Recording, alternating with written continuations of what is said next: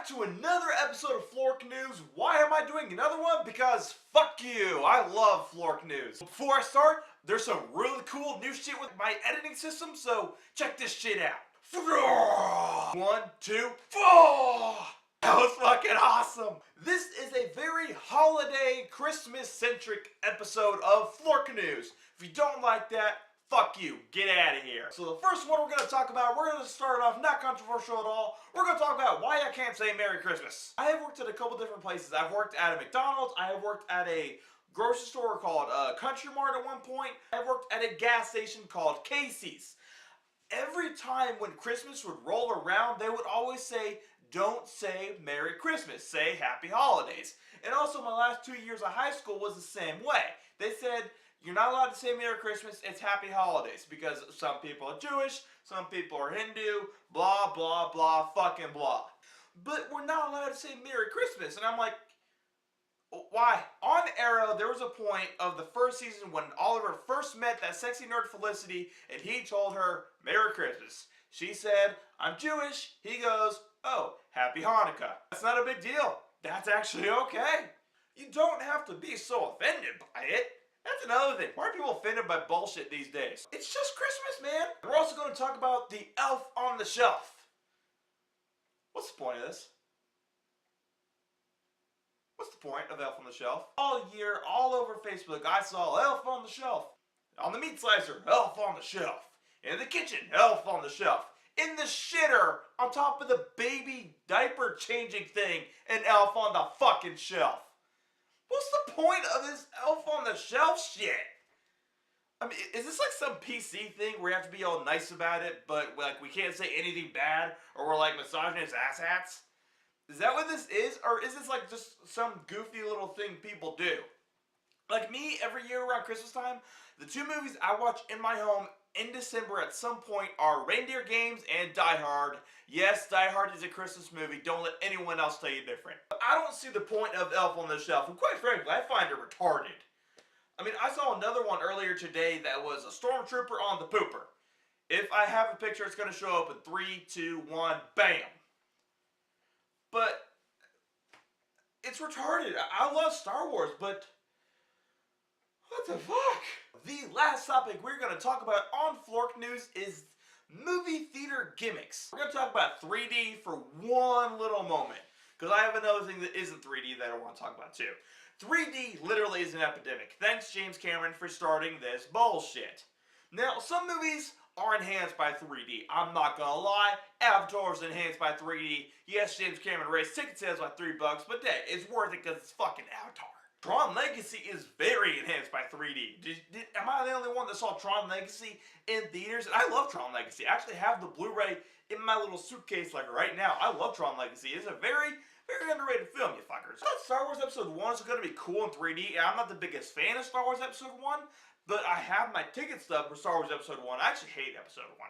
But I went because I thought the 3D would be really cool. You know the Oda Gunga scene where they go down into the water to Jar Jar's place? I thought that would be a really cool scene. And the other two were the pod racing sequence I thought would be epic. And the fucking lightsaber duel at the end and like the space battles, all that shit. I thought that would be cool in 3D. It wasn't. You know how like when things are in 3D, you raise up your glasses and however much blur there is on the screen, that's like a more 3D. It was basically like no blur. It was fucking retarded. Like some movies are done in post-production 3D, like Clash of the Titans did that, Avatar The Last Airbender did that, and they were shit in 3D. They like fucking sucked. If your movie is meant to be in 3D, great. Let the 3D roll, but don't let that be the thing that is making your movie stick. Like, don't let that be the moneymaker. Let the story be your moneymaker. If your movie can be good in 2D, that's fine. By all means, 3D it up. Who makes the decisions to do 3D? Who the fuck does it? Are they sitting around in a board meeting doing some shit like this? Alright guys, here it is, so hear me out. Avatar took half our title, so here's what we're going to do. We're going to take the 3D technology. That's right. We're going to make our last Airbender 3 dimensions. I said 3 dimensions. Alright. Yeah, let Avatar suck on that one. Here's what we can call it. Avatar, The Last Airbender.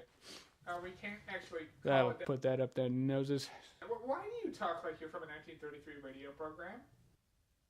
Are you gonna go there, or are you? Now, there's one more gimmick that is not very prominent everywhere, but I've done it. I saw a Civil War in this thing, and it is called 4D. It's called 4 Dimensions. I think some places call it D-Box. Before I go on, I heard that Tron Legacy and Elm Street, which is when this is when D-Box first came around, that those movies were really cool in D-Box or 4D. I don't know what the hell. I don't know if D-Box and it's the same thing.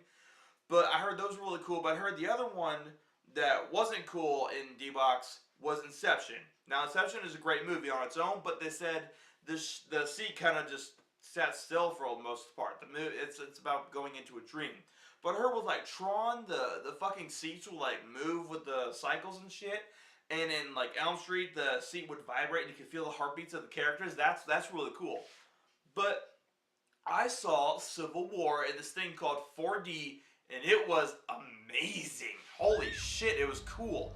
Because in the shootouts, you could feel like this compressed air like whizzing past it. Like you could feel air just, it's like they have jets in the theater just, you know, whizzing past you.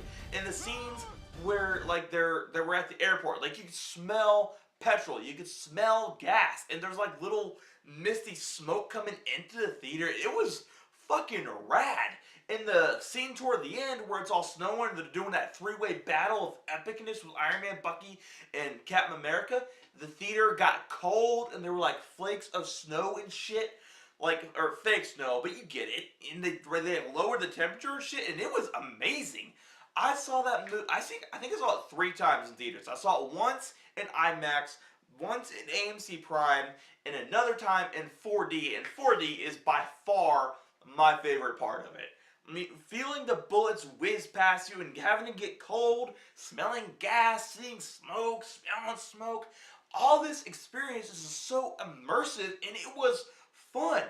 But do not let that be the thing that is driving your movie. If you can go see the movie in a normal format and have it stick, good. By all means, do it. That's like Star Wars The Force Awakens. It's good on its own. You don't have to have 3D. I have a 4K Blu-ray and I play it and it's fine on its own. Civil War is the same way. I have a 4K Blu-ray and I play it on its own and I love it. But 4D was an experience.